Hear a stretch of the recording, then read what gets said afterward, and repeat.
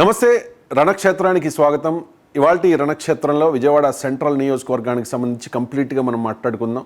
Vijayawada central చాలా కీలకమైన నియోజకవర్గం. విజయవాడ అర్బన్ పాక్షికంగా ఈ అసెంబ్లీ నియోజకవర్గం పరిధిలోకి వస్తుంది.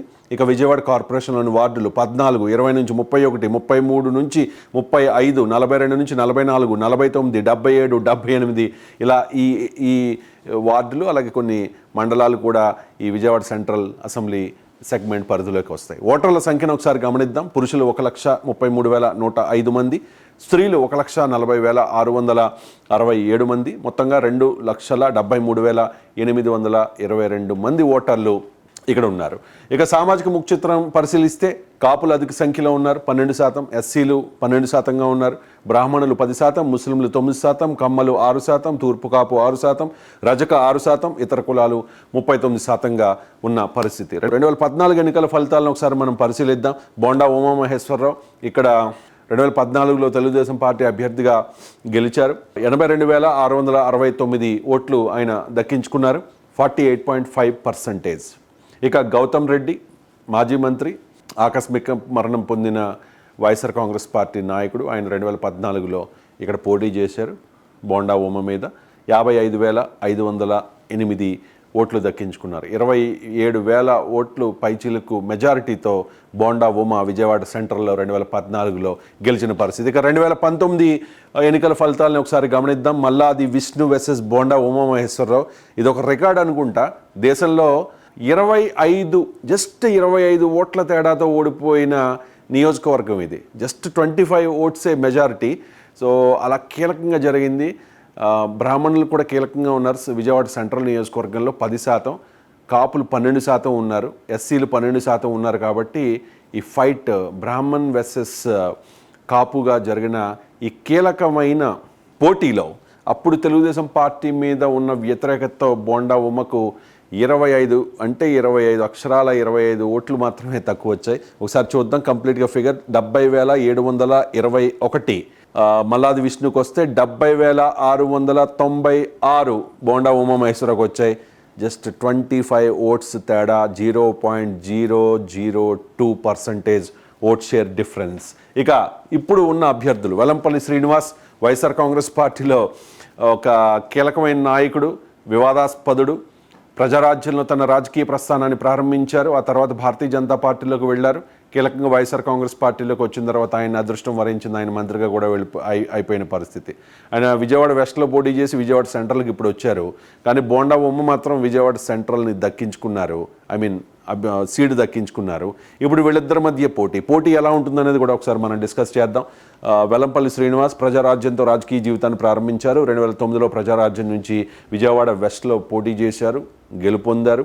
ఆ తర్వాత భారతీయ జనతా పార్టీలో చేరారు. 2014లో భారతీయ జనతా పార్టీ, జనసేన, టీడీపీ పొత్తులో భాగంగా ఈ విజయవాడ వెస్ట్ సీట్ని దక్కించుకుని పవన్ కళ్యాణ్తో పరిచయం చేయించుకుని, నా పేరు వెల్లంపల్లి శ్రీనివాస్, ఒకసారి నా పేరు చెప్పండి అని చెప్పి చాలా బిజీగా పవన్ కళ్యాణ్ ఉన్న టైంలో ఆయనతో ఒక పేరు చెప్పించుకుని ఆ తర్వాత ఆ ఎన్నికల్లో ఓడిపోయారు అనుకోండి. కానీ జనసేన నాయకులు వెల్లంపల్లి శ్రీనివాస్ ఎప్పుడు పవన్ కళ్యాణ్ విమర్శించినా అదే వీడియో ట్రోల్ చేస్తూ ఉంటారు. ఇక వైసీపీలో చేరారు. ఆ తర్వాత 2019లో పోటీ చేశారు, గెలుపొందారు, మంత్రి పదవి వచ్చింది. దేవాదాయ శాఖ మంత్రిగా ఫస్ట్ టర్మ్ పనిచేశారు. ఆ తర్వాత చాలా దుర్గగుడి విషయంలో చాలా వివాదాలని ఆయన ఎదుర్కొన్న పరిస్థితి. 2024కు విజయవాడ సెంట్రల్ సీట్కి ఇప్పుడు బదిలీ అయ్యారు. కొన్ని ఈక్వేషన్స్ వల్ల విజయవాడ వెస్ట్ సీట్ని అక్కడ ముస్లిమ్స్ ఎక్కువ సంఖ్యలో ఉంటారు కాబట్టి వైఎస్ఆర్ కాంగ్రెస్ పార్టీ ఒక ముస్లింకి కేటాయించింది. ఈ విజయవాడ సెంట్రల్కి వెల్లంపల్లి శ్రీనివాస్ని ట్రాన్స్ఫర్ చేసిన పరిస్థితి. ఓకే, ఇక బోండా ఉమామహేశ్వరరావు టీడీపీ కార్యకర్త నుంచి ప్రధాన కార్యదర్శి స్థాయి వరకు ఎదిగిన వ్యక్తి, కాపు సామాజిక వర్గంలో ఉన్న కీలకమైన నాయకుడు. 2014లో విజయవాడ సెంట్రల్ నుంచి ఆయన ఎమ్మెల్యేగా గెలుపొందారు. 2019లో కూడా ఖచ్చితంగా గెలుస్తారనుకున్న సమయంలో జస్ట్ తక్కువ ఓట్లతో ఆయన ఓడిపోయిన పరిస్థితి. టీటీడీ బోర్డు సభ్యుడిగా కూడా ఆయన పనిచేశారు 2014 నుంచి 19 మధ్యకాలంలో. 2019 ఎన్నికల్లో కేవలం 25 ఓట్ల తేడాతో ఓటమి పాలయ్యారు. 2024లో మళ్ళీ అదే స్థానం నుంచి పోటీ చేసి ఎక్కడ ఓడిపోయామో అక్కడే అదృష్టాన్ని పరీక్షించుకోవాలని చెప్పి అక్కడే పోటీ చేస్తున్న పరిస్థితి.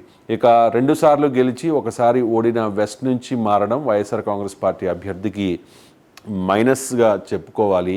వైసీపీ ప్రభుత్వ పథకాల పట్ల ఉన్న సానుకూలత కాస్త ప్లస్ అయ్యే అవకాశం ఉంది.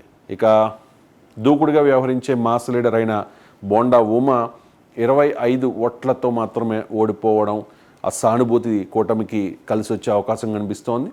కూటమి పార్టీల అండ కూడా ఇక్కడ కలిసి వచ్చే అవకాశం కనిపిస్తోంది. ఇప్పుడు ఎవరు గెలుస్తారు, ఎవరు ఓడిపోతారు? ప్రస్తుతానికి ఉన్న అంచనా ప్రకారం కూటమి కాస్త అడ్వాంటేజ్ అయ్యే అవకాశం కనిపిస్తోంది. విజయవాడ సెంట్రల్ ఆ స్థానంలో కాపులు 12% ఉన్నారు, బ్రాహ్మణులు 10% ఉన్నారు, ఎస్సీలు 12% ఉన్నారు. సో ఇప్పుడు కీలకంగా ఉన్న ఆ సామాజిక వర్గాల్లో ఒకసారి అంటే మల్లాది విష్ణుకి అక్కడ టికెట్ కేటాయించకపోవడం అనేది అంటే ఆ అసంతృప్తి బ్రాహ్మణ సామాజిక వర్గంలో ఉండవచ్చు. దాంతోపాటుగా కాపులు ఈసారి ఖచ్చితంగా జనసేన పార్టీ వైపు లేదంటే టీడీపీ వైపు ఉంటారు. ఎందుకంటే టీడీపీ నాయకుడే అభ్యర్థి కాబట్టి. గతంలో ఇక్కడ జనసేన పార్టీ కేడర్ విడిగా 2019లో జనసేన పార్టీ విడిగా పోటీ చేయడం వల్ల కూడా బోండా ఉమకి నష్టం చేకూర్చింది. ఇప్పుడు జనసేన పార్టీ కంప్లీట్గా అక్కడ విజయవాడ సెంట్రల్లో బోండా ఉమకు సపోర్ట్ చేస్తున్న పరిస్థితుల్లో కూటమికి కాస్త ఎడ్జ్ ఉన్న పరిస్థితి. అలాగే వెల్లంపల్లి శ్రీనివాస్ మీద ఉన్న అవినీతి ఆరోపణలు అవ్వచ్చు, దాంతోపాటు ఆయన చేసిన కొన్ని వ్యాఖ్యలు అవ్వచ్చు, ఇవన్నీ కూడా ఆయన చుట్టూ వివాదాలు చుట్టుముడుతున్న నేపథ్యంలో ఆ సీటు కూడా వెల్లంపల్లి శ్రీనివాస్కి నాన్ లోకల్ అయిన పరిస్థితుల్లో విజయవాడ వెస్ట్ నుంచి అయితే ఆయన 3 సార్లు పోటీ చేసి 2 సార్లు గెలిచి 1 సారి ఓడిపోయారు. సో విజయవాడ సెంట్రల్ ఆయనకి కొత్త. మరి చూద్దాం ఏం జరుగుతుంది అనేది. ప్రస్తుతానికైతే విజయవాడ సెంట్రల్ నియోజకవర్గంలో ఎడ్జ్ అయితే బోండా ఉమ వైపే ఉంది. సో ఇది విజయవాడ సెంట్రల్ నియోజకవర్గానికి సంబంధించిన అప్డేట్స్. చూస్తూనే ఉండండి 99 టీవీ.